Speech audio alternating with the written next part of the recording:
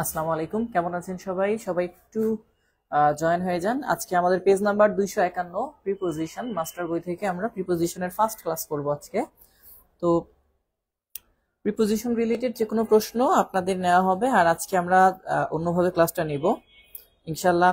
যারা যুক্ত হয়েছেন, কে কোথা থেকে দেখছেন, আমাকে দেখতে পাচ্ছেন কিনা, আমার কথা ক্লিয়ার শুনতে পাচ্ছেন কিনা, একটু কমেন্টে জানিয়ে দেন।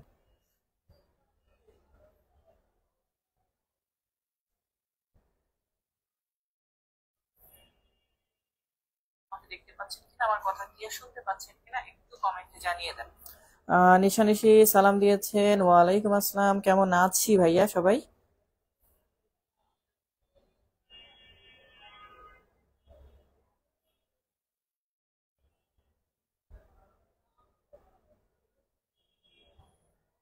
সবাই একটু দ্রুত জয়েন হয়ে যায়, সবাই একটু কুইকলি জয়েন হয়ে যায়। হ্যাঁ, যারা এখনো জয়েন হতে পারেনি একটু দ্রুত জয়েন হয়ে যান।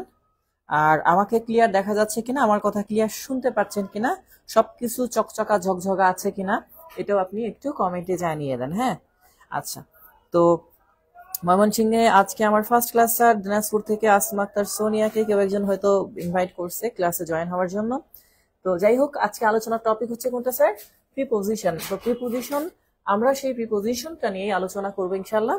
তো কার কোন বিষয়ের কোন প্রশ্ন প্রয়োজন বা কোন প্রশ্নটা আপনার আছে, সেই প্রশ্নটা আমাদের সঙ্গে শেয়ার করবেন ইনশাল্লাহ, আমরা সেটার উত্তর দেওয়ার চেষ্টা করব। কেমন? আচ্ছা, একটু লাইটিং এর ব্যাপারটা আমি একটু লাইটিংটা কমিয়ে দিচ্ছি।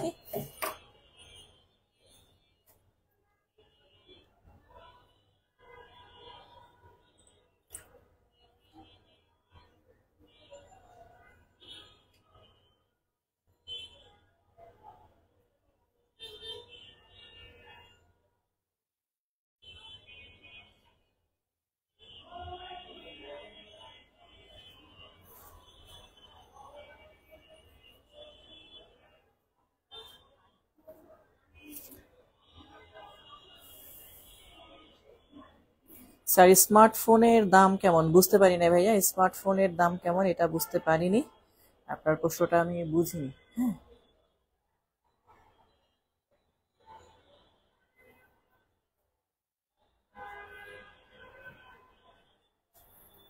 কারণ আলোটা আসছে তো আমাদের, এটা স্মার্ট বোর্ডের যে ক্লাস, আমরা আলোটা যত মিনিমাইজ করতে পারবো তত মেবি ভালো হবে ইনশাল্লাহ।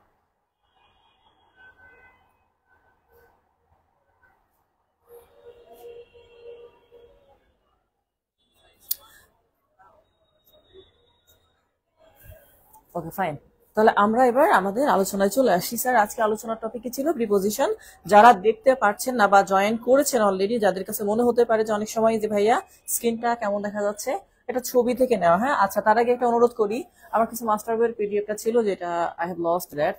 তো যেহেতু হারিয়ে গেছে, এই জন্য যদি কারোর কাছে মাস্টার বইয়ের পিডিএফ থাকে, পিডিএফ এভাবে ছবি না, হ্যাঁ, এটাও একটা পিডিএফ বলে একজন চালিয়েছিল, বাট এটা পিডিএফ না, এটা একটা ছবি। যদি পিডিএফ থাকে, রিয়েলি পিডিএফ থাকে, তাহলে দিলে আরেকটু উপকৃত হবে। হ্যাঁ, তো যাই হোক, ও স্মার্ট বোর্ড দাম কত আছে? স্মার্ট বোর্ড দাম, এটা স্মার্ট বোর্ড অনেকটা কম্পিউটারের মতো, এটার তার ভ্যারিয়েশনের উপর নির্ভর করে, তার সিপিইউ, তার দেখা যাচ্ছে এভরিথিং যা যা প্রয়োজন, রেজুলেশন, ভার্সন, অ্যান্ড্রয়েড। এটা যেমন আমি এটা লাস্ট আপডেট 14 ভার্সন নিয়েছি। তো সব মিলিয়ে প্রায় দেখা যাচ্ছে অ্যাভারেজ এটা 75 ইঞ্চ, 75 ইঞ্চ। তো তো 4 লাখের কাছাকাছি, বা দেখা যাচ্ছে 3.5 লাখ প্লাস, এটা আর কি বলা যায়। তো যাই হোক ভাইয়া, সবাইকে অনুরোধ করব যারা যুক্ত হয়েছি, যদি কোনো কারণে দেখতে অসুবিধা হয় তাহলে আমাকে একটু অবশ্যই কমেন্ট করে জানাবো।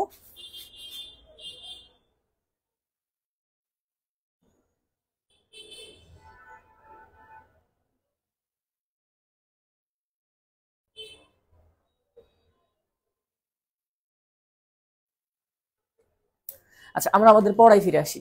আচ্ছা, প্রিপোজিশন, হোয়াট ইজ প্রিপোজিশন? আপনারা দেখেন এখানে কিন্তু ডিটেইলস ক্লিয়ারলি লেখা আছে। স্যার কি কি বার ক্লাস পেইড ব্যাচের?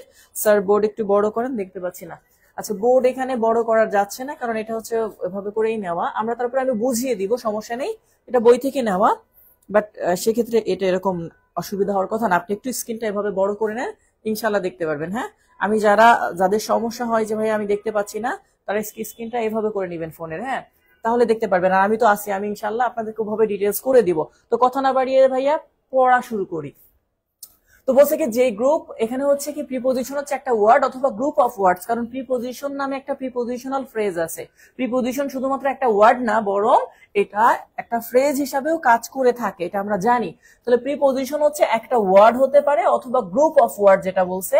আপনাদেরকে যদি আমি একটা প্রিপোজিশনাল ফ্রেজের উদাহরণ দিয়ে থাকি স্যার, তাহলে আপনি আরেকটু ক্লিয়ার বুঝবেন সেটা কেমন। যেমন ধরেন আমি যদি আপনাদেরকে বলি ইন, সাথে লিখলাম ফ্রন্ট, আর সাথে অফ। ইন ফ্রন্ট অফ মানে সামনে, এটা একটা প্রিপোজিশনাল ফ্রেজ। এই জন্য বলছে যে প্রিপোজিশন একটা ওয়ার্ডও হতে পারে বা এরকম একটা ফ্রেজও হতে পারে। আচ্ছা, যেটা কি করে, যেটা বলছে সাধারণত নাউন অথবা নাউন ফ্রেজ, একটা নাউনের বা নাউন ফ্রেজের পূর্বে বসে তার সাথে সম্পর্ক নির্দেশ করে। যেহেতু অন্য ওয়ার্ডের সাথে সম্পর্ক নির্দেশ করে, তাই প্রিপোজিশনের আরেকটা নাম আছে যেটা এখানে নেই, পরবর্তীতে আসবে। এই যে সংযোগ স্থাপন করে, এই জন্য প্রিপোজিশনকে বলা হয় ভাইয়া রিলেটিং ওয়ার্ড। কি বলা হয়? Relating word. এগুলো কিন্তু এখানে নেই, বাট নিচে কোশ্চেনের মধ্যে আছে, আমি এই জন্য এভাবে লিখতেছি, একটু মনে রাখবেন। এটা কি স্যার? Relating word. ওকে, আচ্ছা এখন ধরেন প্রিপোজিশন কোথায় বসে ভাইয়া? নাউন অথবা নাউন ফ্রেজ। ফার্স্ট কোশ্চেন ছিল, দেখেন কি বলছে, প্রিপোজিশন স্ট্যান্ডস বিফোর নাউন, অথবা কি বলছে নাউন অর প্রোনাউন। দেখেন নাউন আর নাউন রিলেটেড নাউন ফ্রেজ আছে না, আবার প্রোনাউন, তার মধ্যেও নাউন কথাটা আছে, অর্থাৎ নাউনের সাথে যুক্ত যে সকল ওয়ার্ড সেটার সাথে আছে। স্যার প্রিপোজিশন বসে কার পূর্বে? নাউনের পূর্বে। হয়তো বা স্ক্রিনের কারণে দেখা একটু অসুবিধা হতে পারে, তারা একটু কি করবেন, বই নেবেন। এমডি আমির হোসেন বলছে স্যার আমার কাছে পিডিএফ আছে।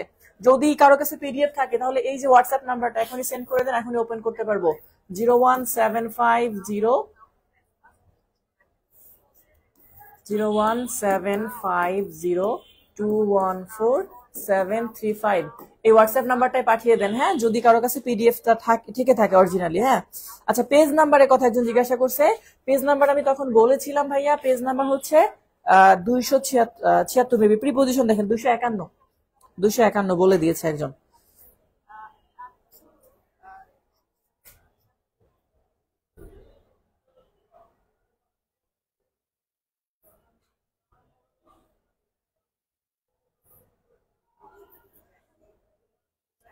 এই যে এই হোয়াটসঅ্যাপে পাঠিয়ে দেন, যদি কারো কাছে থেকে থাকে তাহলে হোয়াটসঅ্যাপটায় পাঠিয়ে দেন, আমি ইনশাল্লাহ এটাকে ম্যানেজ করতে পারবো। হ্যাঁ, তো আপনাদেরকে যেটা বলছিলাম আমি ভাইয়া, যে এইখানটায় আমাদের যে বিষয়টা জানা দরকার, প্রিপোজিশন রিলেটেড প্রশ্ন। দেখেন তারপরে কি বলছে, word that joins noun or pronoun. Noun বা প্রোনাউনকে সেন্টেন্সের অন্য ওয়ার্ডের সাথে যুক্ত করে, তার নামও কি হয় স্যার? তার নামও প্রিপোজিশন হয়। এরপরে বলছে preposition is a dash word. দেখেন এই প্রশ্নটা কিন্তু এখানে নাই, এখানে কিন্তু এটা নাই, যেহেতু রিলেট করে বলছিলাম স্যার রিলেটিং ওয়ার্ড। 3 নাম্বার প্রশ্ন, মাস্টার বইয়ে যদি থাকে কারো কাছে লাস্ট এডিশনের 3 নাম্বার প্রশ্ন, সূচিপত্র থেকে প্রিপোজিশন বের করেন, এরপরে দেখেন। তাহলে প্রিপোজিশনকে কি বলছে ভাইয়া? রিলেটিং ওয়ার্ড, তাই না? আমার কথা নিশ্চয়ই বুঝতে পারছেন এবং দেখতেও পাচ্ছেন, যেহেতু এখানে আছে। তাহলে প্রিপোজিশনকে কি বলছে? Relating word. আচ্ছা 4 নম্বরে বলছে preposition used with a verb is an. তাহলে a preposition used with a verb is an dash. দেখেন প্রিপোজিশন যখন, এই প্রশ্নটা কিন্তু আলাদা, বলছে প্রিপোজিশন যখন ভার্বের সাথে ব্যবহার করা হয় তখন সেটাকে বলা হয় অ্যাডভার্ব। এই প্রশ্নটা খুবই গুরুত্বপূর্ণ। বলছে a preposition used with a verb is an adverb. আচ্ছা এখন ধরেন এখানে বলছে নাউন ফ্রেজ বা প্রোনাউন ছাড়া শুধু ভার্বের সাথে প্রিপোজিশন ব্যবহৃত হলে তাকে অ্যাডভার্ব বলে। যেমন he is in the room, preposition কিন্তু হি ইজ ইন, সেটা ভিতরে আছে, তাহলে সেটাকে কি বলবো? অ্যাডভার্ব। আপনারা অ্যাডভার্বের ক্লাস গত ক্লাসে করছেন, যেটাকে আমি বলছিলাম স্যার সেন্টেন্সে কখন, কোথায়, কেন, কিভাবে, এই 4টা ওয়ার্ড দিয়ে প্রশ্ন করলে যেই ওয়ার্ড পাওয়া যায় তাকে বলা হয় অ্যাডভার্ব। এখন যদি আপনি কাউকে বলেন স্যার কাম, বললেন ইন, ভিতরে আসো, তাহলে ইন কিন্তু প্রিপোজিশন।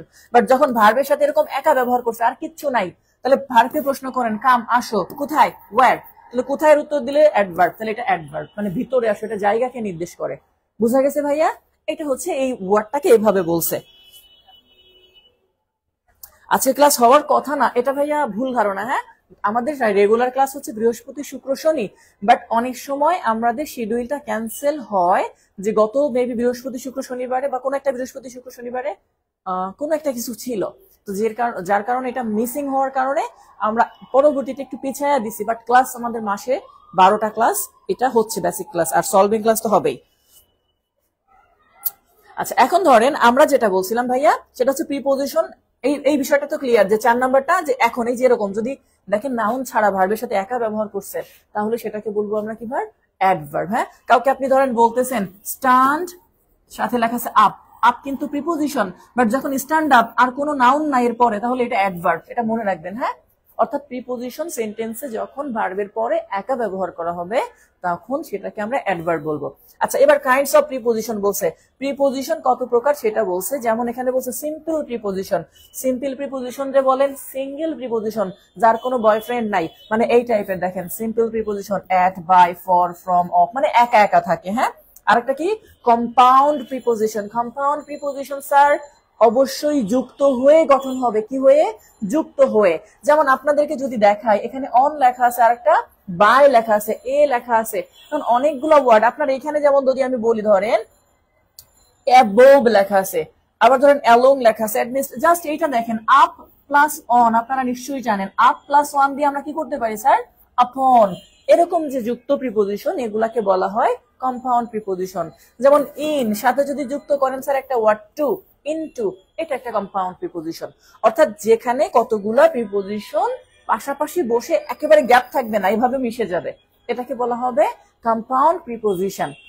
আর একটা প্রিপোজিশন আছে যেটার নাম প্রিপোজিশনাল ফ্রেজ, যেটা আমি এরকম বুঝাইছি স্যার, আলাদা আলাদা ওয়ার্ড বসবে। হ্যাঁ, যেমন ইন ফ্রন্ট অফ, এরপরে ধরেন এখানে লিখলাম উইথ, সাথে একটা এ, সাথে ভিউ, সাথে টু, এই যে উইথ এ ভিউ টু লিখলাম স্যার, এটাও একটা কম্পাউন্ড প্রিপোজিশন, বাট এটা ফ্রেজ।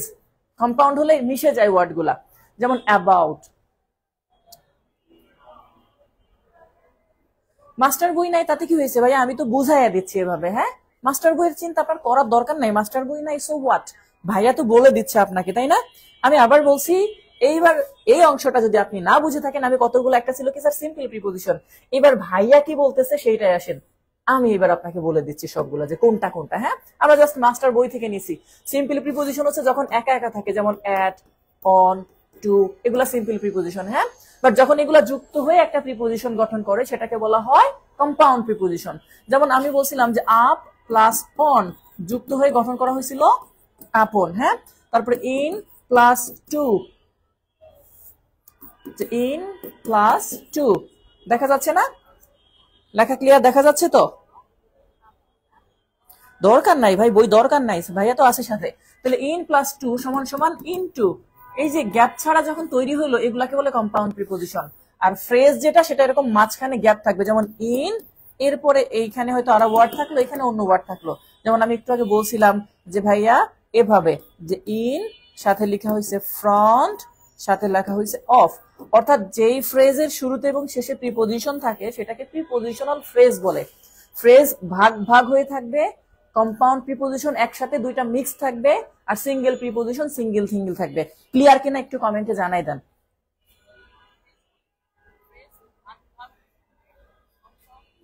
ওকে ফাইন, তাহলে এই পর্যন্ত যদি আমরা যাই ভাইয়া, পরবর্তী আমরা অংশে চলে যাব। হ্যাঁ, এটা হচ্ছে আমাদের এই অংশের কাজ ছিল। এখন ধরেন এই নিচের দিকে আসি, কি বলছে এখানে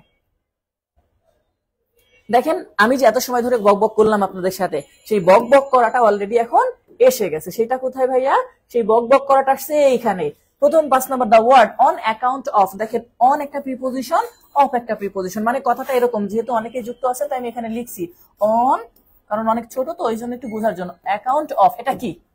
আপনারা বলেন এটা কি? এটা একটা ফ্রেজ হয়েছে না? আমরা এত সময় শিখছি কম্পাউন্ড হইলে একসাথে দুইটা মিক্স থাকতো, সিঙ্গেল হইলে একা থাকতো।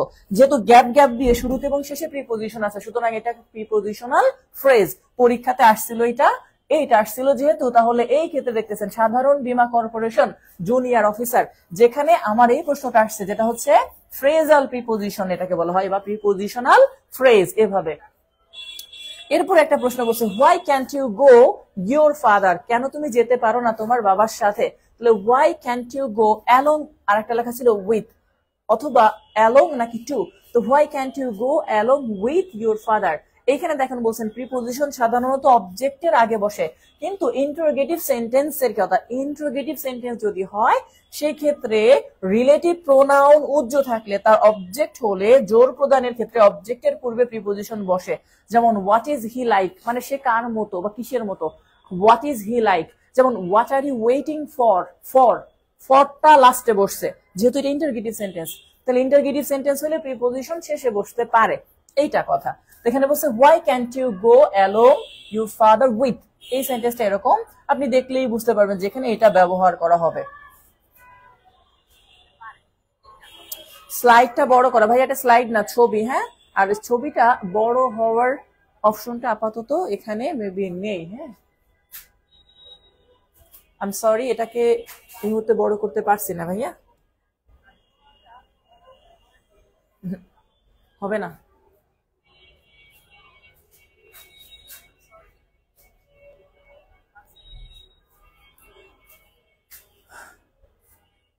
আচ্ছা কিছু করার নেই ভাইয়া, হচ্ছে না। বাট যদি পিডিএফটা হয় তাহলে অবশ্যই করতে পারবো। পিডিএফটা মানে যদি কারো কাছে থেকে থাকে মাস্টার বইয়ের পিডিএফ, তাহলে আমাকে একটু সেন্ড করে দিলে উপকৃত হবো, হ্যাঁ। হ্যাঁ, একজন ভাইয়া পাঠিয়েছে অলরেডি।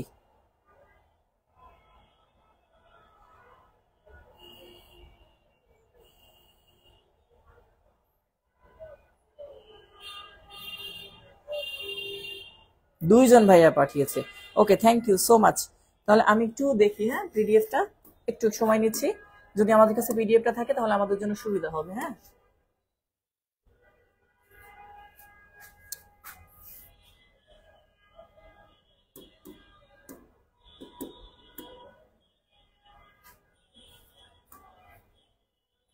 হ্যাঁ হ্যাঁ হ্যাঁ হ্যাঁ, fine।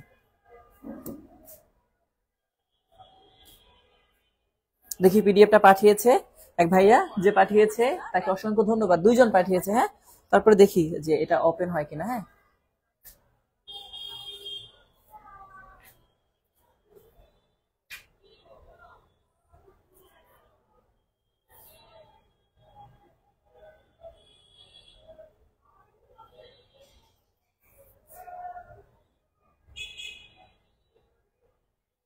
আচ্ছা, গ্রুপেও পিডিএফটা আপনারা চাইলে এখানে কমেন্টে দেওয়া যাবে না, এটা বেশ বড়। দেখতে পাচ্ছি আমি 216 মেগাবাইট, হ্যাঁ। সুতরাং একটু বড়। আর দেখি এটা ওপেন হলে আমি বুঝতে পারবো, আগে আপনারা দেখে নেন। কারণ এর আগে এমন পিডিএফ পেয়েছি যেগুলো পরে দেখা গেছে সব ছবি, হ্যাঁ। তো লাস্টে গিয়ে দেখা যাচ্ছে আরো সোচ না পার রাহা হয় যে কি আসলে কি করলাম। কমেন্টে দেওয়া যাচ্ছে না, একটু বড় স্যার, দেখে ফেলছি। দেখে ফেলে লাভ নাই, দেখে ফেলে লাভ নাই, হ্যাঁ। দেখে ফেলছেন, দেখে ফেলে লাভ নাই। এই যে আপনাদের সব গ্রুপ, আমাদের এগুলা দেখতে পাচ্ছেন, এগুলো আপনাদের সব গ্রুপ, যে স্যাররা যেখানে আপনাদেরকে মেসেজ দেয়। আর অনেকের মেসেজের নিচে থাকে যেগুলো আমরা রিপ্লাই দিতে পারি না, চাইলেও সময় থাকে না, অনেক মেসেজ এসে থাকে, তো অনেকে রাগ করে। আচ্ছা, হোয়াটসঅ্যাপ গ্রুপে আমি পাঠিয়ে দেওয়ার চেষ্টা করব যদি দেওয়া যায়। যে ভাইয়ার কাছে পিডিএফটা আছে দয়া করে নিম্নের নাম্বারে হোয়াটসঅ্যাপে দয়া করে, টেনশনের কিছু নাই ভাইয়া, ইনশাল্লাহ আমি গ্রুপে দিয়ে দিব, হ্যাঁ। টেনশনের কিছু নাই, যদি থাকে আমাদের জন্য সুবিধা হবে। কারণ উপকার আমাকে অনেকেই দিয়েছিল এর আগে, বাট সেটা অন্যরকম ছিল। দেখি আগে এটা ওপেন হলে হয় কিনা, হ্যাঁ। আর 1 মিনিট সময় লাগবে, একটু ধৈর্য ধরি সবাই, হ্যাঁ। আপনারা কি রাগ হচ্ছেন নাকি যে ভাইয়া সময় নষ্ট করতেছে? রাগ হইলে আমাকে বলেন, আমি শুনি, তাছাড়া কিছু করার নাই আমার। আর হ্যাঁ, যারা এতদিন স্মার্ট বোর্ড, এক ভাইয়া কিছুদিন আগে বলছিল যে ভাইয়া স্মার্ট বোর্ড থাকলে আমি আমার 10টা ফ্রেন্ড ভর্তি করাই দিতাম, 5টা ফ্রেন্ড ভর্তি করে দিতাম, এই ক্লাস হয় সেই ক্লাস হয়। এখন কিন্তু তাদের পালা। যদি এই টাইপের কেউ হয়, মানে আপনারা যারা ওল্ড স্টুডেন্ট আছেন, হ্যাঁ, যারা ওল্ড স্টুডেন্ট আছেন তারা যদি তাদের ফ্রেন্ডকে ইনভাইট করেন, তাহলে আমাদের তাদের জন্য একটা অফার আমি পেইড ব্যাচ এটা শেয়ার করছি। তারা অনলি 350 টাকা দিয়ে ভর্তি করাতে পারবেন। কারণ আপনি জানেন অনেক আপনার ফ্রেন্ড আছে গরিব, বন্ধুরে বলবেন 50 টাকা তুই আমাকে ট্রিট দে, আর বাকি 350 টাকা তুই ভাইয়াকে পাঠাই দে, বাকিটা আমি দেখতেছি। বাট আমরা কিন্তু এখন একটু বেশি নিচ্ছি, সুতরাং এটা করে ফেলবেন, হ্যাঁ। আপনি কি স্যার, আপনি কি ম্যারিড? আমি অনেক খুশি, thank you.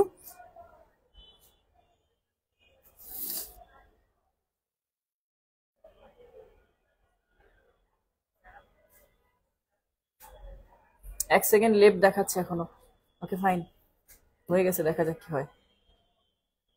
O my god, এটা কি ওপেন হবে কিনা, এটাও তো আছে। OPS, PDF tool kit, fill from convert to long image. এটা যে হবে কিনা ওপেন, এটাই তো সমস্যা, মেবি হবে না।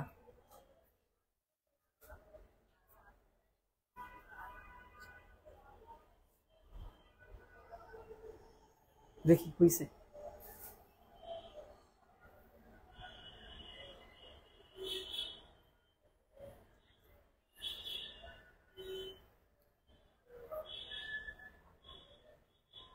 ওপেন তো হয়েছে, বাট সেটা ছবি আকারে মনে হচ্ছে। আপনারা কি ক্লিয়ার দেখতে পাচ্ছেন? মানে কেমন যেন ঘোলা ঘোলা মনে হচ্ছে আমার কাছে। হ্যাঁ, এটা ছবি। এই যে আমি এটার কথা বলছিলাম এর আগে যে ভাইয়া, এটা ছবি। হ্যাঁ,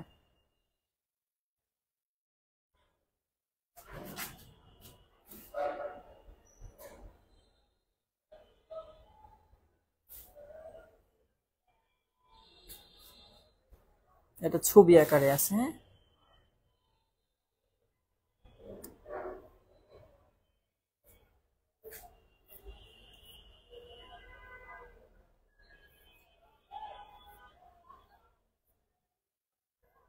এটা ভাবে বড় যায় না। আচ্ছা যাই হোক, আমি এটার উপর কাজ করব। হ্যাঁ, কাজ করে তারপরে আপনাদেরকে আমি ইনশাল্লাহ বোঝানোর চেষ্টা করব, কেমন? এটা ভাইয়া বড় হচ্ছে না, বাট অলরেডি বড় করছি, তাতেই ফেটে গেছে, দেখতে পাচ্ছেন। হচ্ছে আমি যে ছবিটা দিয়েছিলাম ওটা আইফোনের ছবি, আর সেটাই করলে ওই হতো, বাট এটা দেখা যাচ্ছে বড় করার কারণে আরো ফেটে যাচ্ছে।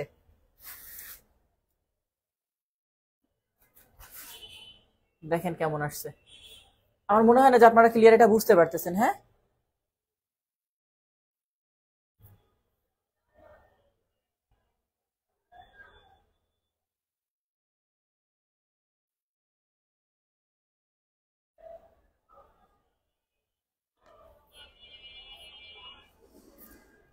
এটা ভাইয়া বড় হচ্ছে না, আমার মনে হচ্ছে যে এটা আমাদের যেটা ছিল সেটা ঠিক ছিল।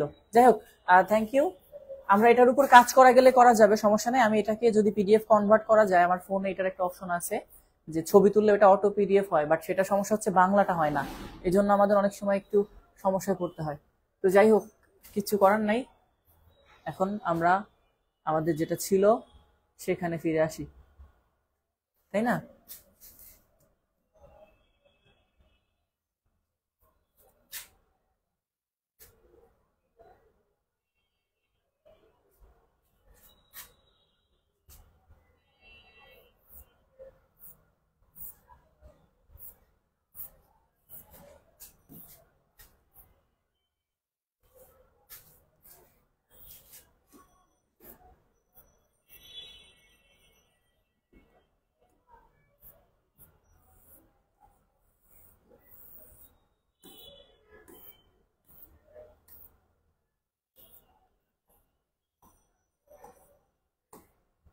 আচ্ছা, আমরা এখানে আসি। হ্যাঁ, আমি পরে এটা করে নিব। হ্যাঁ, ঠিক আছে।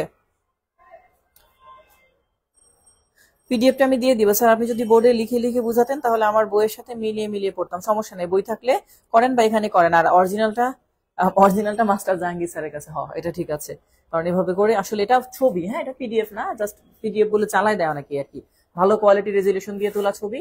বাট আমার মনে হয় ওটার থেকে আমাদের এটা আরো বেশি ক্লিয়ার দেখা যাচ্ছে, তাই না? আমার মনে হয় যেটা আর কি, যে ওইটার থেকে মনে হয় এটা বেশি ক্লিয়ার দেখা যাচ্ছে।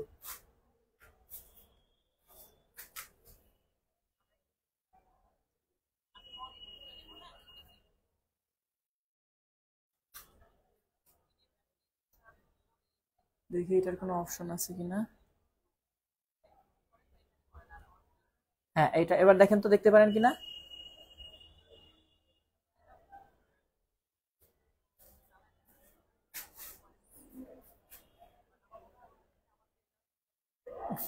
আচ্ছা, স্মার্ট বোর্ডের ক্লাস মজা পাচ্ছি না। স্মার্ট বোর্ডের ক্লাসও মজা পাবেন, সমস্যা নাই। এটা আমরা আগের মতো করে যাব যখন তখন।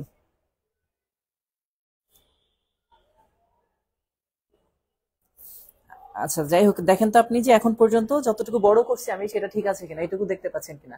এটা জাস্ট আমার ফোন দিয়ে তোলা ছবি, যতটুকু হয়তো ক্লিয়ার করা যাচ্ছে। আচ্ছা,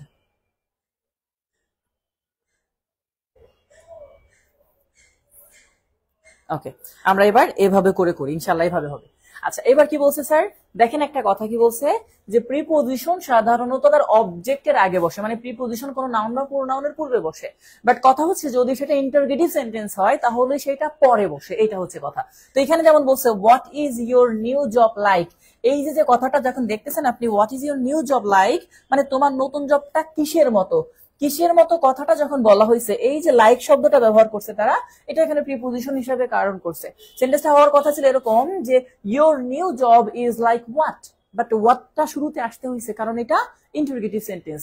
যেমন আমি যখন কাউকে বলি তুমি কার জন্য অপেক্ষা করছো, অথবা তুমি যদি বলি যে কিসের জন্য অপেক্ষা করছো, তাহলে what are you waiting for, for what, এটাকে না বলে what are you waiting for বলে। তাহলে এই যে লাইক এখানে কি স্যার একটা প্রিপোজিশন হিসাবে কাজ করছে। হ্যাঁ, আমরা নেক্সট পেজে চলে যাব। যেভাবে করাচ্ছিলাম সেভাবেই করাবো, সমস্যা নেই। এবার পরবর্তী পেজ, নেক্সট পেজ। এখন দেখতে পাবেন আপনারা যতটুকু আমার ধারণা। হ্যাঁ, এখন যতটুকু ধারণা সেটা হচ্ছে আপনারা এখন দেখতে পাবেন। ওকে ভাই, কই গেল?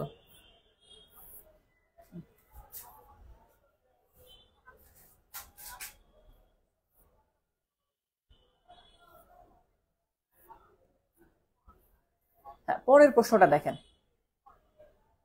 এটা হচ্ছে পরেরটা।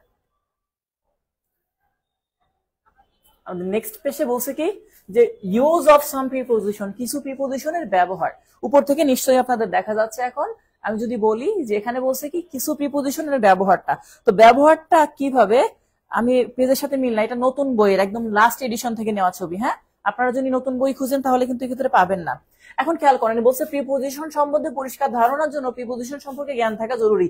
যাই হোক, সব বইলা লাগাই, পরেরটা পরে দেখি। প্রিপোজিশনের বাংলা বলা হচ্ছে এখানে বিভক্তি। আপনারা বলছেন কোন কারকে কোন বিভক্তি। যেমন ধরেন প্রথমেই বলছে কি দেখেন, প্রিপোজিশন বলছে কর্তায় প্রথমা, অর্থাৎ কর্তায় প্রথমার ক্ষেত্রে কোনো প্রিপোজিশন ব্যবহার করা হয় না। অর্থাৎ কর্তায় প্রথম, অর্থাৎ সাবজেক্টের সঙ্গে প্রিপোজিশন বসে না, সোজা কথা। যেমন আপনি সেন্টেন্সের শুরুতেই দেখেন করিম রহিম যখন লেখা হয়, এই করিম রহিমের শুরুতেই কখনো সেন্টেন্সে প্রিপোজিশন বসে না। প্রিপোজিশন সাধারণত সেন্টেন্সের শুরুতে সাবজেক্টের পরে বসে। সাবজেক্টকে ইংলিশ থেকে বাংলায় বলে কর্তা। এই জন্য বলছে কর্তাই প্রথমা, যেটা সেখানে জিরো প্রিপোজিশন, কোনো প্রিপোজিশনই বসে না। যেমন আলমগীর ইজ এ স্টুডেন্ট, এই আলমগীরের আগে আপনি কি প্রিপোজিশন বসাবেন, এই কথা। তারপরে বলছে কর্মে দ্বিতীয়া, টু, টু শব্দের অর্থ কে, কি স্যার, কে। এখানে লেখা আছে কে রে প্রতিদিকে, আপনি শুধু একটা কে চিন্তা করেন এটা। এখন কর্ম কাকে বলে স্যার? কর্ম মানে অবজেক্ট। কর্ম মানে কি? অবজেক্ট, অর্থাৎ অবজেক্টকে নির্দেশ করা। যেমন আমি যদি বলি হি গেভ অথবা হি কল্ড, আমরা ডিরেক্টলি বলি মি, বাট যখন বলেন যে জায়গায় যে টু মি, টু মি মানে কি আমাকে, আমি বলি না write a letter to your friend, to your father. To your father মানে কি তোমার বাবাকে, এই কে গিয়ে তখন যুক্ত হয় যে একটা লেটার লেখো। যখন এখানে লিখছে সেন্ড দ্য মেসেজ টু মানিক, মানিককে, এই মানিককে মেসেজটা লেখো। তাহলে এই যে টু মানিক কর্মে, এই জন্য বলছে যে কর্মে দ্বিতীয়ার ক্ষেত্রে টু প্রিপোজিশনটা ব্যবহার করা হয়। যেমন we are going to town, আমরা টাউনে যাচ্ছি, তাহলে টাউনের দিকে যাচ্ছে, সেক্ষেত্রে টু ব্যবহার করা হচ্ছে, অবজেক্ট। যদিও এটা অ্যাডভার্ব, অবজেক্ট না, বাট মানিকটা object. Allah is kind to all বা কাইন্ড টু আস, আল্লাহ আমাদের প্রতি দয়ালু, তাহলে অবজেক্টের আগে এরকম টু ব্যবহার করা হয়। এটা আর কি বলছে ওনারা। হ্যাঁ,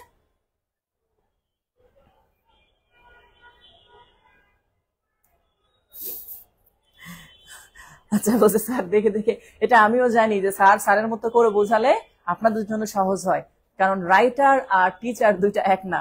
তো যাই হোক, যেভাবে করছি করাবো, তারপরে ভাইয়া ভাইয়ার মতো করে আবার গুছিয়ে বলবে, সমস্যা নেই। আচ্ছা, এরপরে কি বলছে স্যার, করণে। করণে মানে কি? আপনারা পড়ছেন দ্বারা দিয়া কর্তৃক, যেটা বাই লেখা আছে, তাই না? যে finally the killed was, I finally killed the fly with a rolled up news paper. আমি রোলড আপ নিউজ পেপার দিয়ে কি করছি? মাছিটা মারছি। এই যে উইথ, এটা এখানে প্রিপোজিশন হিসাবে ব্যবহার করা হচ্ছে, যেখানে বাই এবং উইথ ব্যবহার করা হয়। উইথ বস্তুর পূর্বে ব্যবহার করা হয়, আর বাই ব্যক্তির পূর্বে ব্যবহার করা হয়, এটা আমরা জানি, তাই না? তারপরে নিচে কি বলছে, ফর। ফর তো সবাই জানে, যেখানে নিমিত্তে চতুর্থী, অর্থাৎ জন্যে। জন্যে, নিমিত্তে মানে কি? জন্য, আমি তোমার জন্য পাগল, আই ম্যাড ফর ইউ, এরকম হয় না কথাটা? তো এই যে ফর, সেটা ব্যবহার করা হচ্ছে, আই ওয়েটেড ফর হার, আমি তার জন্য অপেক্ষা করছিলাম। I am sorry for getting angry with you yesterday, তোমার সাথে গতকাল রাগ হওয়ার কারণে বা রাগ হওয়ার জন্য আমি দুঃখিত, এই টাইপের। অপাদানে পঞ্চমী, অপাদান হচ্ছে হইতে থেকে যে, আপনারা বাংলায় বলছেন না, অপাদান মানে কি? এক জায়গা থেকে আরেক জায়গা বিচ্ছিন্ন হয়। ছাদ থেকে পানি পড়ে, ছাদের থেকে পানি বিচ্ছিন্ন হয়, তাই না? সেটা। তাহলে এই যে ফ্রম লিখছে, আর একটা কি স্যার, দেন। যেমন he took a handkerchief from the pocket, pocket থেকে সে হ্যান্ডকারচিফ নিছে, তাহলে পকেট থেকে আলাদা হয়েছে না, এই জন্য এটাকে বলে অপাদান কারক, বাংলাতে বলে। সম্বন্ধে, সম্বন্ধে র বা এর, যেটাকে অব বলে। যেমন বাবার গরু, বাবার গরু, বাবার সাথে র যুক্ত হয়েছে, বাবার। বাংলাদেশের মানুষ, people of Bangladesh, of Bangladesh মানে বাংলাদেশের। এই বাংলাদেশের সাথে সম্পর্ক বা সম্বন্ধ বোঝাতে র বা অফ ব্যবহার করা হয় প্রিপোজিশনের, এটা হচ্ছে তার কাজ। অধিকরণে সপ্তমী, যেটার অর্থ হচ্ছে এ অ তে। এট মানে হচ্ছে এ অথবা অন্ত্যস্ত, আর ইন মানে মধ্যে বোঝায়, বা তে অনেক ক্ষেত্রে বলা হয়। যেমন ধরেন বলছে কি, আই লিভ অ্যাট সাগরপাড়া, আমি সাগরপাড়া বাস করি, ইন রাজশাহী, মানে সাগরপাড়ায় রাজশাহীর মধ্যে, বা রাজশাহীতে বলছে তারা এখানে, বাট রাজশাহীর মধ্যে আমরা যদি বলি, আর এই পাড়ায় লাস্টে দেখেন একটা টান দেওয়া আছে। I do not drive in the fog, আমি কুয়াশার মধ্যে গাড়ি চালাই না। অথবা আই লিভ ইন ঢাকা, আমি ঢাকার মধ্যে বাস করি। বাট যদি মিরপুর বলি তাহলে কি বলবো, I live in Dhaka at Mirpur, মানে ঢাকার মধ্যে মিরপুর এ। এই এ গিয়ে তখন যুক্ত হয় এখান থেকে, যে অ্যাট মানে এ। মজা পাওয়া যাচ্ছে না, হোয়াইট বোর্ডে ক্লাস চাই। মজা সবই পাবেন, মজা সবই পাবেন, এই ক্লাসটাকে দিয়ে নেই তারপরে, হ্যাঁ। আচ্ছা, এবার নেক্সট অংশটা খেয়াল করি। স্যার পরে কি বলছে, এখানে কিছু উদাহরণ দিচ্ছে, দেখেন কি বলছে। কি বলছে, দা 32,000 ওয়ার্ড নোবেল দ্য টাইম ম্যাশিং, 32,000 ওয়ার্ডের একটা নোবেল লিখছিল একজন, যেটাকে বিশাল মহাকাব্য বলা যায়। দ্য টাইম ম্যাশিং, ওয়েজি ওয়েলস যেটা লিখেছেন, এই যে ওয়েলস এর লেখা। এই যে দেখেন, এই যে ওয়েজি ওয়েল লিখছে, ব্যক্তি না। আর ব্যক্তির পূর্বে আমরা জানি কি বসে স্যার, ব্যক্তির পূর্বে বাই বসে, এক্ষেত্রে সেই বাই নেওয়া হচ্ছে। এই যে দেখেন, he was killed the robber, তাহলে kill the robber dash a hat cat. তাহলে দেখেন বলছে যখন এইখানে যে ব্যক্তি দ্য রোবার, এটা কিন্তু ডাকাত ব্যক্তি, এই জন্য এটা। আর এই যে হ্যাট ক্যাট দেখতেছেন, এটা হচ্ছে বস্তু, এই জন্য এর পূর্বে উইথ এই টাইপে চলে আসবে। এরপরে বলছে life is a tale told by an idiot, এটা উইলিয়াম শেক্সপিয়ারের একটা বিখ্যাত উক্তি। ইডিয়েট এটা ব্যক্তি হয়, তাই এখানে বাই ব্যবহার করা হয়েছে। None this money is mine, none of this money, এই টাকার কোনোটাই আমার না। নান অফ দেম, এটা অফ ব্যবহার করা হয় আমরা জানি। What is the name your father, তোমার বাবার নাম কি, বাবার লাস্টে র যুক্ত হয়েছে, সুতরাং অফ ব্যবহার করা হবে। Rahim has not yet come back the bazaar, বাজার থেকে সে এখনো আসে নাই। থেকে ইংলিশ কি স্যার, ফ্রম। আপনারা কিন্তু এভাবে করে করতে পারবেন।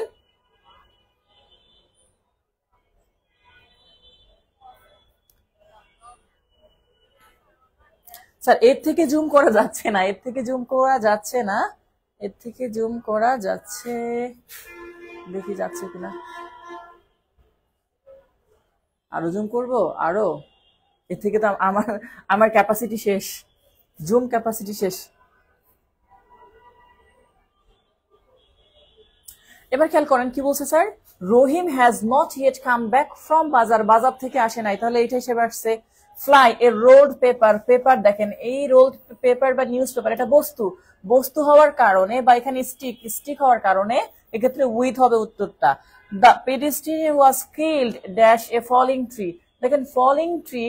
এখন এইখানে একটা কথা আছে, দেখেন যখনই বলছে ফলিং ট্রি, এই যে ট্রি থেকে যে মারা গেছে, গাছ পড়ে মারা গেছে, এটা আবার অ্যাপ্রোপ্রিয়েট প্রিপোজিশনের অংশ। যে দুর্ঘটনায় যদি কেউ মারা যায় তাহলে বাই ব্যবহার করতে হয়। অনেকেই তো বলবে স্যার গাছ তো বস্তু না, বাট এটা অ্যাপ্রোপ্রিয়েট প্রিপোজিশন থেকে আসা, যে কিল্ড বাই, দুর্ঘটনায় মারা গেলে বাই ব্যবহার করতে হয়। হ্যাঁ, সমস্যা নাই, আপনারা ধৈর্য ধরেন। মোবাইলটা রোটেট করার কথা আমি এর আগেও বলছি, মোবাইলটা রোটেট করে দেখেন। দ্বিতীয় কথা, এই যে ক্লাসটা আমি নিচ্ছি, এটা সরাসরি ছবি থেকে বই আকারে ধরে ধরে করানো, বাট বই থেকে ধরে করানোর থেকে দেখি যে এমনি করলে স্টুডেন্টরা ভালো বুঝে, আমরা আমাদের মতো যখন করাই। তবুও ইনশাল্লাহ এভাবে করলেও আপনাদের যেভাবে সুবিধা হয় করাবো। কারণ আমি প্রিপোজিশনের জন্য 3টা ক্লাস বরাদ্দ রেখেছি, একটা ক্লাস না যে স্যার আজকে করে ফেলতেছে আর তো মনে হয় এটা হবে না। প্রিপোজিশনের সামনে কালকেও ক্লাস আছে, পরশু দিনও ক্লাস আছে, সুতরাং একটু ধৈর্য ধরেন। হ্যাঁ, তাহলে আমি কি বলছি স্যার, এক্ষেত্রে কিল্ড যদি দুর্ঘটনায় মারা যায় তাহলে বাই, এটা আমরা অ্যাপ্রোপ্রিয়েট প্রিপোজিশনে করব, বাট এখানে আসছে তাই আমি বললাম এটা। হ্যাঁ, আচ্ছা এবার যদি আমরা নিচের দিকে যাই, আমি কিছু এক্সাম্পল আছে তো এইগুলো ধরে ধরে করাচ্ছি, এই জন্য একটু সময় সাপেক্ষ, তাই 3টা রাখছি। এবার ধরেন এখানে কি বলছে, this is a letter my brother, আমার ভাইয়ের থেকে চিঠি আসছে, তো থেকে ইংলিশ ফ্রম, তাহলে এক্ষেত্রে ফ্রম থেকে আসবে। He spent most of his life, সে ঢাকার মধ্যে বেশিরভাগ জীবনযাপন কাটাইছে, তাহলে ঢাকার মধ্যে ইন ব্যবহার করব। এই তো, এটা ছিল হচ্ছে আমাদের এই অংশের কাজ। ঠিক আছে, আমরা নেক্সট পেজে যাব। নেক্সট পেজটা আমাদেরকে কি বলছে দেখি,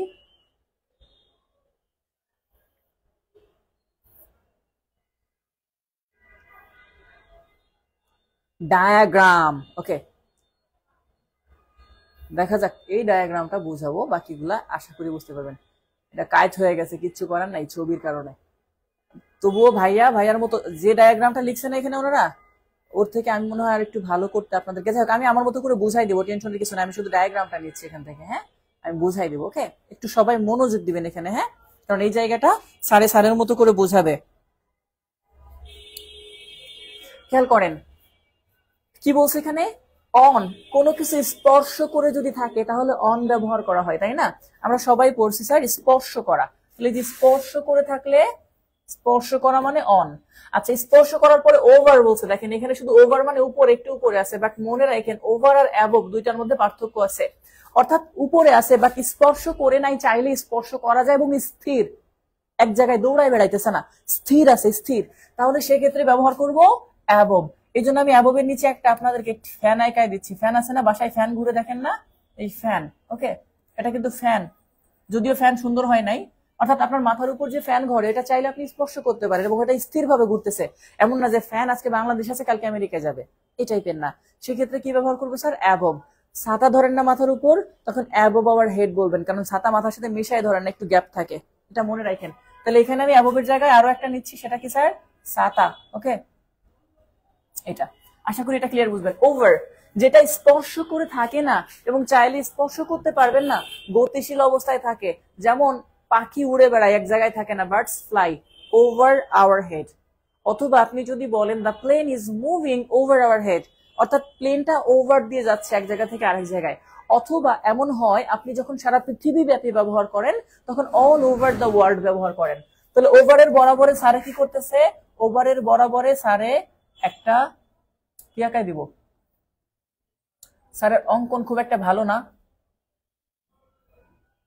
তা আমি একটা পাখি আঁকাই দিলাম হালকা পাতলা করে, আপনারা যেন বুঝতে পারেন। অথবা আরেকটা প্লেন আঁকাই দিলাম, ধরেন এই টাইপের।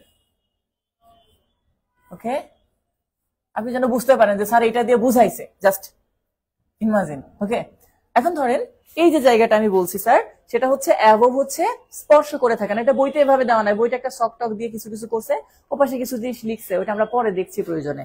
ওকে, তাহলে এই ক্ষেত্রে স্যার এরকম বিষয়টা গেল। এই বিষয়টা ক্লিয়ার কিনা একটু বলেন তো।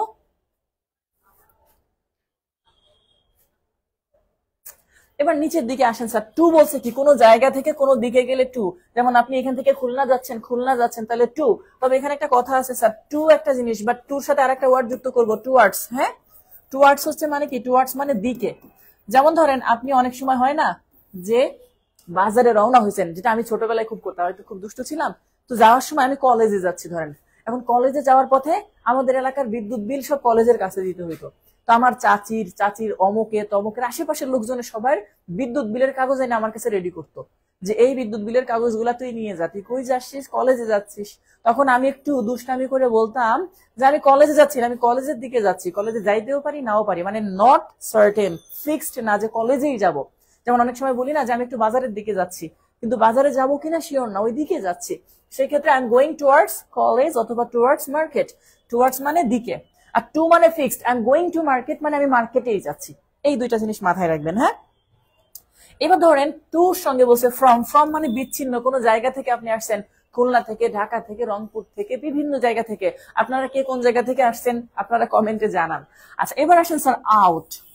আউট হচ্ছে বাহিরে, ইন হচ্ছে ভিতরে। বাট যদি ভিতরের সাথে মেশানো হয় তাহলে আউটের সাথে আরেকটা ওয়ার্ড যুক্ত হবে, সাইড, আউটসাইড। ভিতরে যদি মেশানো হয় তাহলে ব্যবহার করতে হবে ইনসাইড। ওকে, আউটসাইড, ইনসাইড। সাইড বললে তো পাশে, বুঝেন ভাইয়া, এটা ক্লিয়ার, আপনি বুঝেন, আমি জাস্ট লিখে দিচ্ছি। থ্রো। থ্রো হচ্ছে কি স্যার, একটা জায়গার ভিতর দিয়ে প্রবেশ করে আর একটা জায়গায় চলে গেছে, এটাকে বলে থ্রো। থ্রো মানে মধ্য দিয়ে, অর্থাৎ ক্রস করে চলে যাবে। যেমন the man is going through the forest, সে জঙ্গলের মধ্য দিয়ে যাচ্ছে, এইটা। ইনটু কি স্যার, ইনটু হচ্ছে একটা আবহাওয়া বা একটা পরিবেশ থেকে আর একটা পরিবেশে প্রবেশ করা। যেমন আপনি উপর থেকে ঢিল ছুঁড়ে মারলেন, পানির মধ্যে চলে গেল। উপরের পরিবেশ পানির মধ্যের পরিবেশ এক না। The stone was thrown into the water, এভাবে বলতে হবে। ক্লাসের বাহিরের পরিবেশ আর ভিতরের পরিবেশ এক না, এই জন্য বলা হবে the man is entering into the classroom, অর্থাৎ বাহির থেকে ভিতরে প্রবেশ করা, একটা পরিবেশ থেকে আর একটা পরিবেশে প্রবেশ করা। আউট অফ, আউট অফ মানেও বাহিরে, তবে প্রিপোজিশন হিসাবে ব্যবহার করা হয়। যেমন আউট অফ দ্য টপিক মানে এই টপিকের বাহিরে।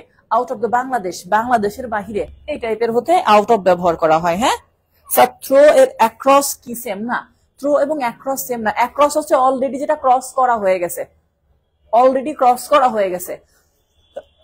আপনাদেরকে সহজভাবে আমি যদি বলি, থ্রো হচ্ছে এভারেজ সোজা চলে গেছেন, ধরেন আপনি এই যে একটা ফরেস্টের মধ্যে দিয়ে চলে গেছেন।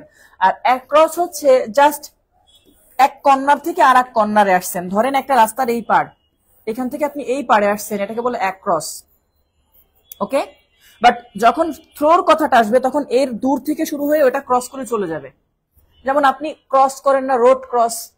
আর রাস্তা ক্রস করলে কি, আমি ধরেন এটাকে রাস্তা বললাম যে স্যার এটা একটা রাস্তা, এখন এই রাস্তা ক্রস করলে আপনি এই যে এখানে দাঁড়ায় যে এখানে করছেন, এতটুকু ক্রস করছেন, এটাকে বলা হয় অ্যাক্রস। মানে জাস্ট এইটুকুকে নির্দেশ করবে। অ্যাক্রস বললে এই রোডের এইটুকুকে বোঝাবে, যে across the road, across the river, মানে পুরা নদীর ওইটুকুই শুধু। বা যখন থ্রো বলবো বা থ্রো দ্য রোড, এই রোডের মধ্য দিয়ে যখন বলবো তখন কথাটা হচ্ছে স্যার রোডটা এইভাবে করে যাবে যতক্ষণ পর্যন্ত রোড চলে গেছে ওভাবে।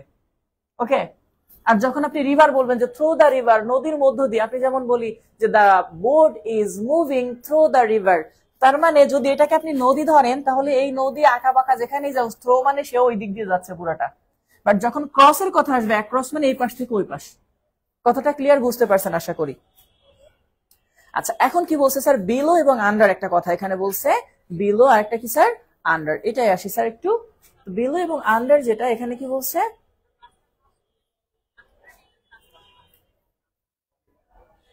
দেখেন বিলো এবং আন্ডার যেটা,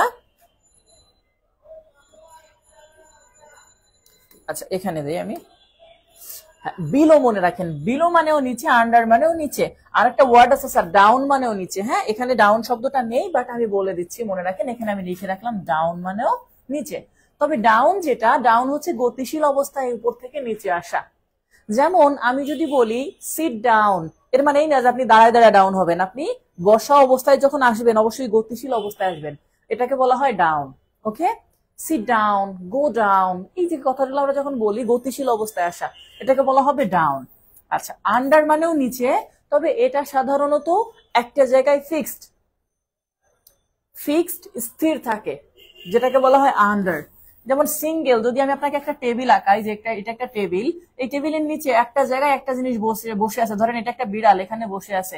ওকে, যাই হোক বিড়াল হয় নাই, বাট আমি জাস্ট উদাহরণ হিসেবে বলতেছি, ঘুমাইতেছে একটা বিড়াল, তাহলে আন্ডার দ্য টেবিল বলতে হবে, the cat is under the table. But যখন এখানে অনেকগুলা জিনিস এরকম ছড়িয়ে ছিটিয়ে থাকবে, ছড়িয়ে ছিটিয়ে বিক্ষিপ্ত অবস্থায়, তখন এটাকে বলা হবে বিলো। যেমন আমি যদি দেখি এই যে এখানে 4-5টা ফুটবল পড়ে আছে, 4-5টা ফল পড়ে আছে, অ্যাপেলস পড়ে আছে, তখন বলবো the apples are below the table. অর্থাৎ অনেকগুলা ছড়িয়ে ছিটিয়ে পড়ে থাকলে সেটাকে বিলো ব্যবহার করব। ক্লিয়ার ভাইয়া? যদি একটা হয় তাহলে আন্ডার ব্যবহার করব, গতিশীল অবস্থায় আসলে ডাউন ব্যবহার করব। বইতে যতটুকু আছে তার থেকে আমরা আমাদেরটুকু অ্যাড করে দিচ্ছি। মাস্টার বই এমন না যে মাস্টার বই সবকিছু, তার সঙ্গে আমাদের কিছু এদিক সেদিক থেকে কালেক্ট করা আছে, সেইগুলা দিচ্ছি। বাট বুঝতে পারছেন কিনা ভাইয়া?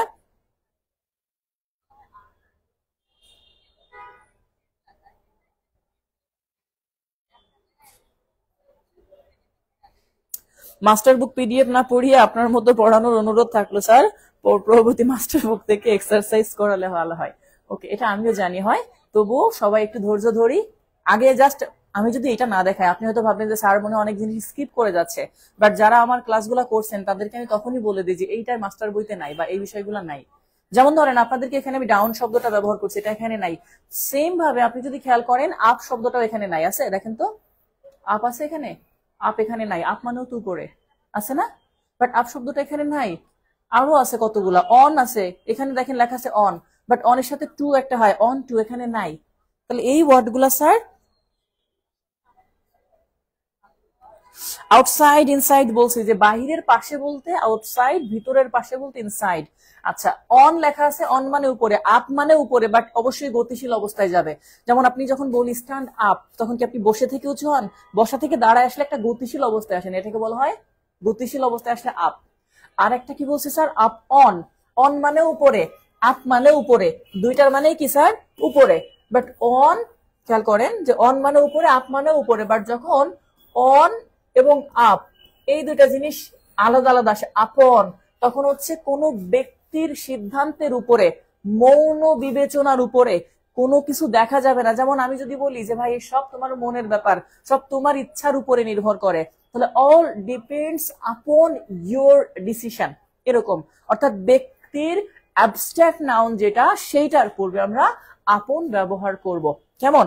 আর অনের সাথে আবার আরেকটা আছে অন টু। অন টু মানে গতিশীল অবস্থায় নিচ থেকে উপরে। যেমন একটা ছাগল একটা ট্রাকের উপর লাফ দিয়ে উঠলে বলতে হবে the got on to the truck বা on to the pick up, অর্থাৎ গতিশীল অবস্থায় নিচ থেকে উপরে যাওয়া। বুঝা গেছে?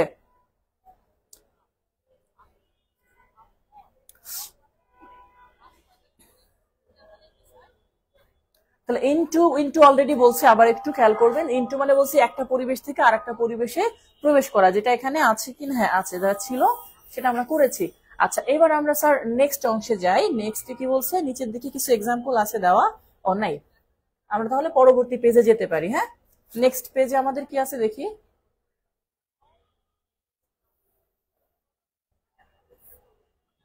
হ্যাঁ, এটা নেক্সট পেজ। আচ্ছা, এইবার এখানে আছে কিছু কথা লেখা আছে স্যার, আমরা একটু এখান থেকে দেখব। এই যে এখানে একটা কথা খেয়াল করি আপনাদেরকে, যখন আপনি দেখবেন বিভিন্ন জায়গায় বিভিন্ন কথা থাকে, তাহলে এটাকে দেখা যাক, একটু জুম করি আমরা।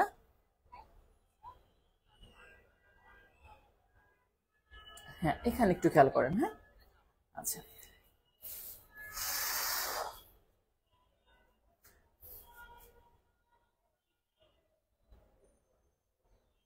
আচ্ছা, এখানে কি বলছে স্যার, ছোট স্থানের পূর্বে অ্যাড বসে, বড় স্থানের পূর্বে ইন বসে। দরকার নেই আপনার এটা পড়া, ছোট স্থান বড় স্থান। আপনি মনে রাখবেন অ্যাট মানে এ অথবা অন্ত্যেস্থ, ইন মানে মধ্যে। এবার আমার অর্থে যেখানে যা বলবে তাই। আমি যদি বলি বাংলাদেশের পূর্বে ইন বসে, অ্যাড বসে না, তাহলে ভুল কথা। আমি এভাবে যদি কথাটা বলতাম যে আমি এশিয়ার মধ্যে বাংলাদেশে বাস করি, বাংলাদেশ এ, তখন বলতাম I live in Asia at Bangladesh. আবার যদি বলি যে বাংলাদেশের মধ্যে আমি ফরিদপুরে বাস করি, তাহলে I live in Bangladesh at Faridpur. বা যদি আমি বলি যে আমি ঢাকার মধ্যে মিরপুরে বাস করি, তাহলে I live in Dhaka at Mirpur. এটা ক্লিয়ার করছি অলরেডি। হ্যাঁ, সেই ক্ষেত্রে বলছে স্যার কি, অ্যাট ইন। এখন অন এর একটা কথা আছে স্যার, অন দিয়ে কোথায় ব্যবহার করা হবে? টাইমের ব্যাপারে খেয়াল করেন, এখানে একটা কথা বলছে, ছোট স্থান, স্থান বাদ যাক। At the bus stop, at the station, at the concert. Bus স্টপে কেউ বলবে না যে আমি বাস স্টপের মধ্যে আছি, কি বলবে? বাস স্টেশনে আছি আমি, তাই না? বাস স্টপে আছি, এরকম। এট ক্লক টাইম বা মিল টাইম যেটা বলছে, যেমন এট 6 o'clock, সময়ের আগে। এট 6 PM, এই যে কথাটা বলছে সময়ের আগে। বাট এখানে একটা কথা বলছে এট ডাউন, মানে ওই যে যেটাকে আমরা বলি উষার, করছেন না আপনারা? গোধূলি, বিকেল, গোধূলি, এই যে সেটা ডাউন। তাহলে এট ডাউন, গোধূলি, এইটার ক্ষেত্রে এট ব্যবহার করা হয়। এট নুন, দুপুর এ, কেউ বলবে না দুপুরের মধ্যে, বলবে দুপুরে। তাহলে এট নুন। At the time, at night, সময়। যেমন এখানে বলছে at the moment, at the weekend, সপ্তাহের শেষে, এটাকে বলা হয় ফিক্সড টাইম। আবার এখানে বলছে ইন দ্য সামার হলিডেজ, বড় সময়, ছোট সময় আর বড় সময়। তাহলে বড় সময়ের পূর্বে ইন দ্য মর্নিং, সকালে, দা মর্নিং। মনে রাখেন এখানে একটা কথা ক্লিয়ার বলি আমি, এট মর্নিং, হ্যাঁ এট মর্নিং যখন একা থাকবে, আর যখন ইন দিবেন তবে অবশ্যই দা দিতে হবে, ইন দ্য মর্নিং। ওকে, দা থাকলে ইন ব্যবহার করব, দা না থাকলে অ্যাট ব্যবহার করব। এই বিষয়টা একটু মাথায় রাখেন। হ্যাঁ, এখানে আছে কিনা আমি জানি না, এখানে ইন পার্ট অফ ডে লেখা আছে এভাবে, বাট এভাবে দরকার নেই, আপনি জাস্ট এভাবে মনে রাখেন। হ্যাঁ, আর দিনের পূর্বে আমি যদি আমার মতো করে বোঝানোর চেষ্টা করি, তাহলে আপনাদেরকে সেটা দেখাই। যদি আপনি বুঝেন আমি হলে কিভাবে পড়াতাম, আমার বিষয়টা বলি যে স্যার আমি হলে কিভাবে পড়াতাম এটাকে, সেটা দেখেন একটু। আমি হলো যেটা করতাম, প্রথমত হচ্ছে আমি এভাবে করে একটা ক্যালেন্ডার আঁকাতাম।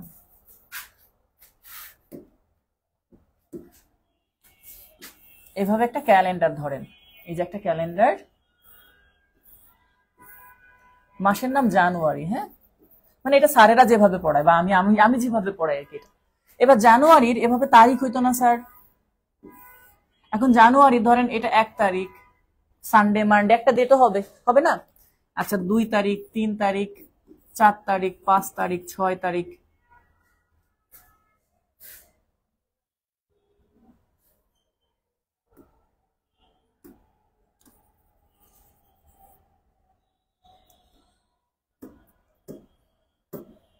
তো 7 তারিখ, এরকম একটা ডেট আসতো। আচ্ছা, এই যে 4 তারিখ 5 তারিখ আছে, 4 তারিখ 5 তারিখের মধ্যে কিন্তু একটা টাইম তো থাকবে, সারাদিন না।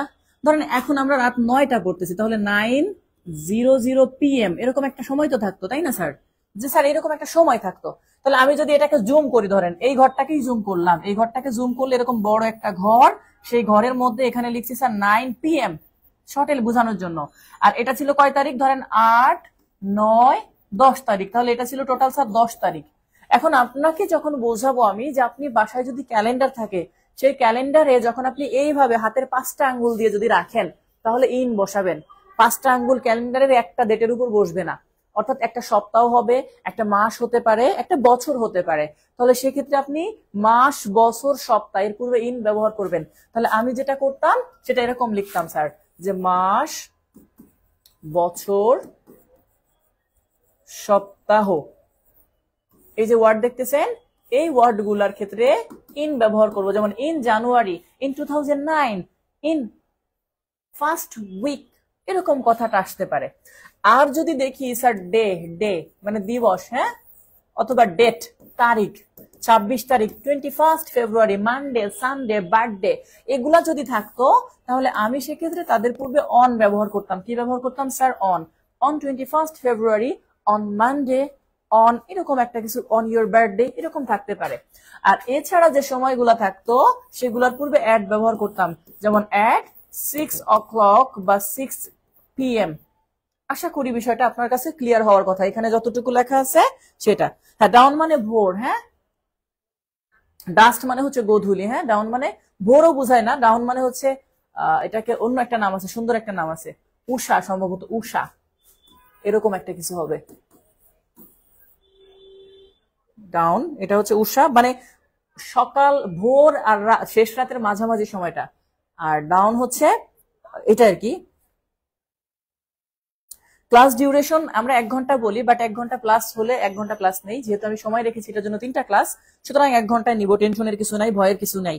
আচ্ছা, এই পর্যন্ত ক্লিয়ার হয়েছে কিনা ভাইয়া? আমি ওইটুকু বোঝানো বাদ দিছি, দরকার নাই। এখন আসেন স্যার, এখানে he lives Mirpur in Dhaka, এটা তো কেউ পারবে যে হি লিভস ইন মিরপুর না এট মিরপুর ইন ঢাকা।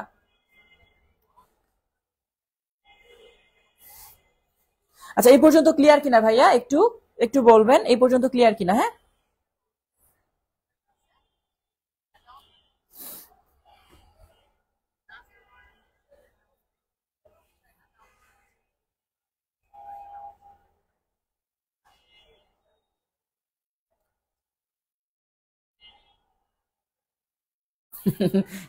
পরের ক্লাস থেকে আগের নিয়মে করেন প্লিজ স্যার। ওকে, টেনশনের কিছু নাই।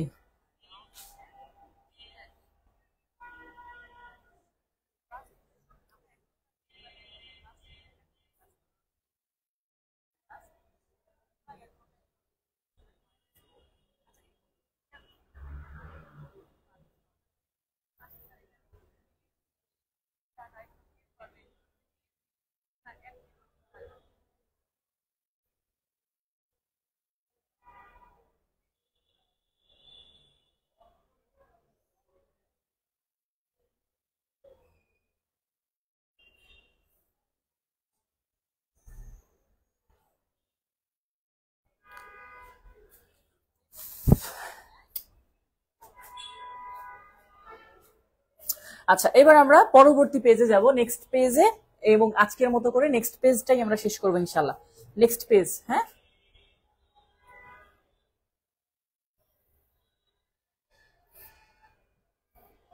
255 নম্বর পেজ। এখানে কি রুলস আছে দেখি, এখানে তেমন রুলস নেই, একই রুলস বলছে, স্থানে বড় স্থানের পূর্বে ইন বসে, আবার সুপারলেটিভ ডিগ্রির পরের স্থানের নামের পূর্বে ইন বসে। যেমন লেখা আছে superlative degree, he is the best, এখানে কি লেখা ছিল দেখি, এখানে বলছে longest, which is the longest river in Bangladesh. ওই ঘুরে ফিরে একই কথা ভাইয়া, এটা একটু পেঁচায় লেখা, বাট এটা আপনারই হবে না। বিশ্ববিদ্যালয়, বিমানবন্দর, বাস স্টপ, রেলওয়ে স্টেশন ইত্যাদি দ্বারা ছোট স্থান নির্দেশ করা হয় বিধায় এদের পূর্বে অ্যাড বসে। এই রুলস পড়েন না, হ্যাঁ?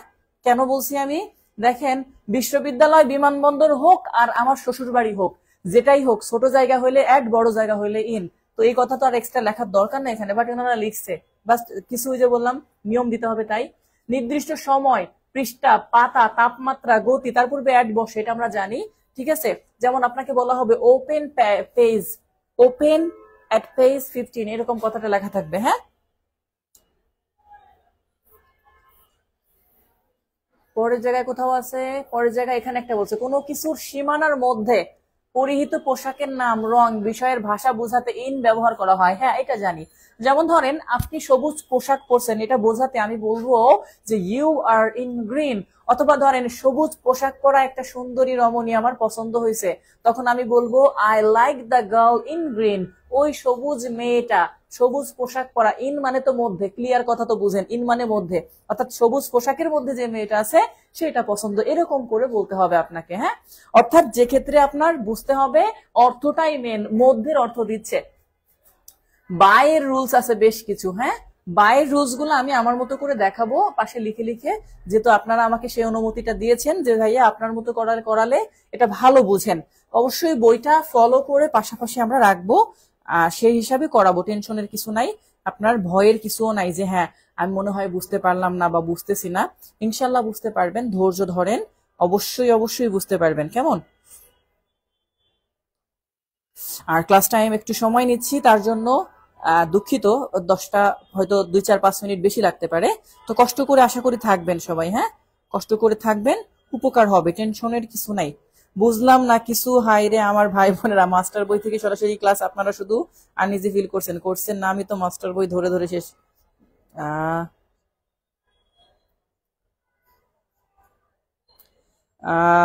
নয়তো মাস্টার বই ধরে শেষ করে কনসেপ্ট ক্ষমতা সন্দেশ দেখবেন। আজকের ক্লাসের মতো রিলিজ নিলাম, সবাই ভালো থাকবেন, আল্লাহ হাফিজ।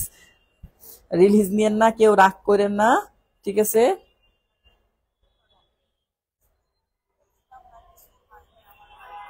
আজকের ক্লাস মাটির দরকার নাই। হ্যাঁ,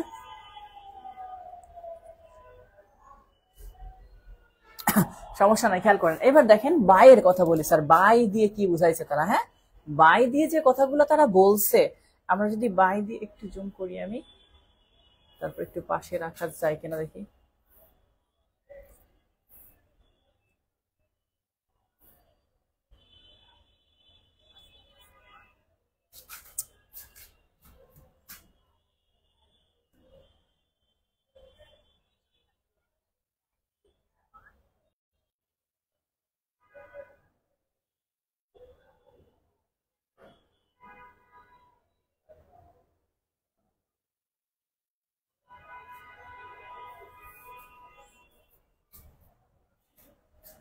আচ্ছা, সমস্যা হওয়ার কথা না, আমরা দেখি পরবর্তী অংশটা।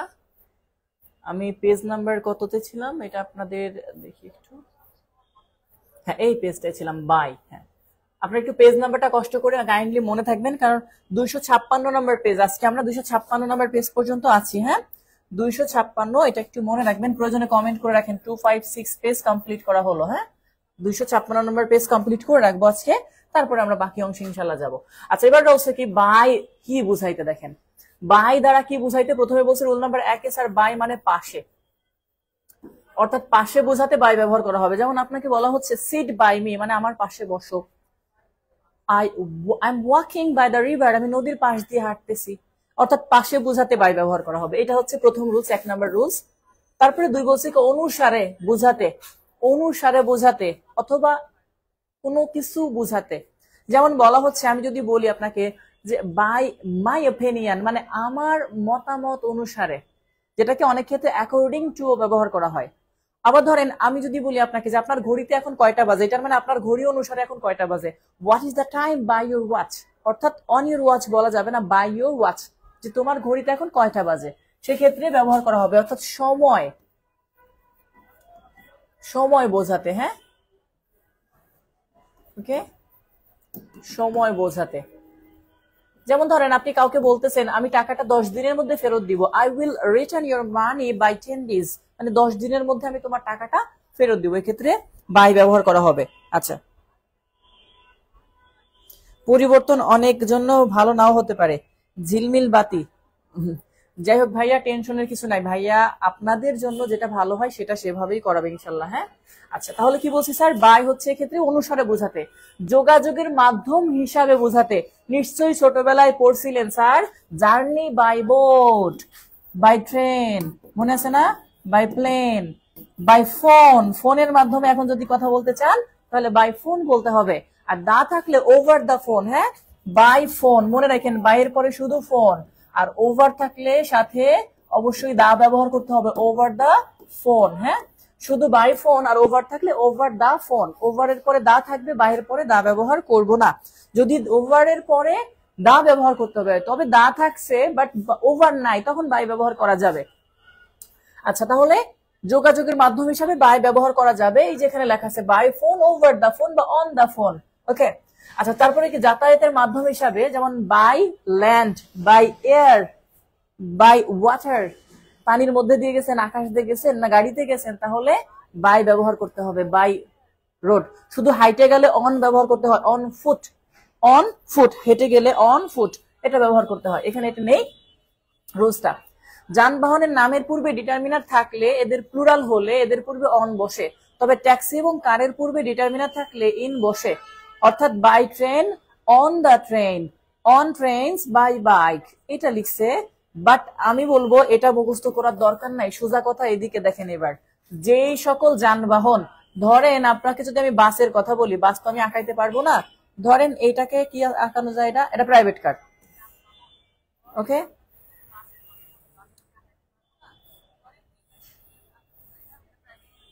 যদিও ভালো হয় নাই, আপনারা ভালো করে বুঝা নিয়েন। হ্যাঁ, ওকে স্যার, এটা একটা প্রাইভেট কার।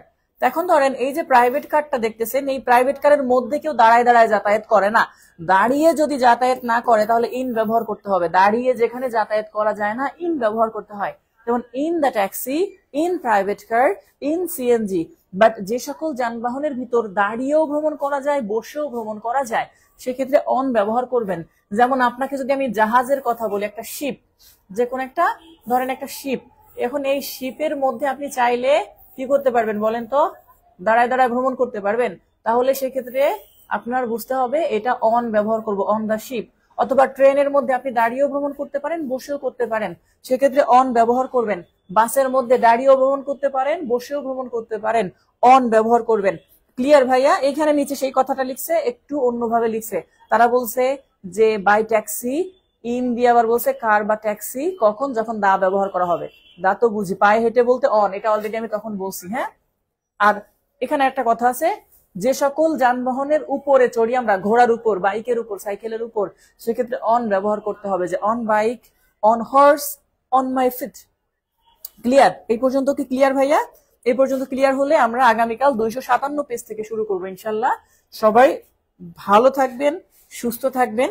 স্মার্ট বোর্ডের ক্লাস স্মার্ট ওয়েতে কেমন লেগেছে সেটা অবশ্যই কমেন্টে জানান। আর অবশ্যই আপনাদের সাথে নিয়েই আমাদের পথ চলা, সুতরাং এই পথ চলায় আপনারা সহযোগিতা করবেন।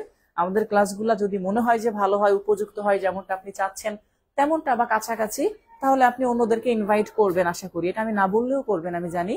আর খারাপ লাগলে আপনি আমি বলার পরেও না করে দিবেন, যে ভাই এখানে ভর্তি হোস না, এখানে কিন্তু ঝামেলা আছে, তারা ঠিকঠাক ক্লাস নেয় না।